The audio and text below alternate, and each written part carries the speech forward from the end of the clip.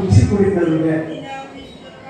இப்ப விநாயகர் பெருமானுக்கு போற்றி சொல்லி வழிபாடு செய்திட தடக்கை ஐந்துடை தாழ் செவி நீள்முடி கடற்கழிற்றை கருத்து இருத்துவார் சக்தி விநாயகரை சார்ந்தவர்கள் சந்தனமும் புத்தியுடன் இன்பம் பொருந்தியே எத்தினமும் எல்லோரும் ஏற்றும் இசையுடனே இந்நிலத்தில் பல்லாண்டு பல்லாண்டு வாழ்வார் படைத்து திருவும் கல்வியும் சீரும் தழைக்கவும் கருணை பூக்கவும் தீமை காய்கடக்கை ஐந்துரை தலைவா போற்றி இடுக்கண்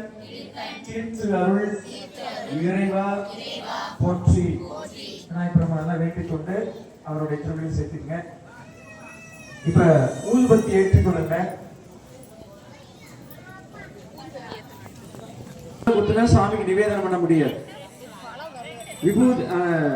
ஊதுபத்தி பழங்கள்ல குத்தி குத்தியே பழகிட்டோம். அதனால பழங்களை குத்துறாங்க. பழங்களுடைய நுனிப்பகுதியில ஏன்னா நீங்க கோயில பறிச்சு கொடுப்பாங்க பழம் சில இடங்கள்ல. அந்த ஊதுபத்தி குத்துற பழத்தை என்ன பண்ணுவீங்க? சாப்பிடுவீங்களா?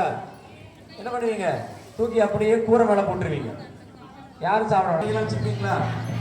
நல்லது. இந்த மணி ஒழிச்சாதான் வீட்டுல எல்லா மணியும் இருக்கும். நல்லா புரிஞ்சுருக்குன்னு நினைக்கிறேன். அதனால இந்த தீய சக்தியெல்லாம் விளக்கக்கூடியது. வாரந்தோறும் ஒவ்வொரு நாளும் காலையும் மாலையும் மணி ஒழிச்சுன்னா என்ன ஏற்படும்? கொடுங்க நம்ம வீட்டுக்குடைய தீய சக்தியெல்லாம் விளக்கும். அதனால கண்டிப்பா எல்லார் வீட்டையும்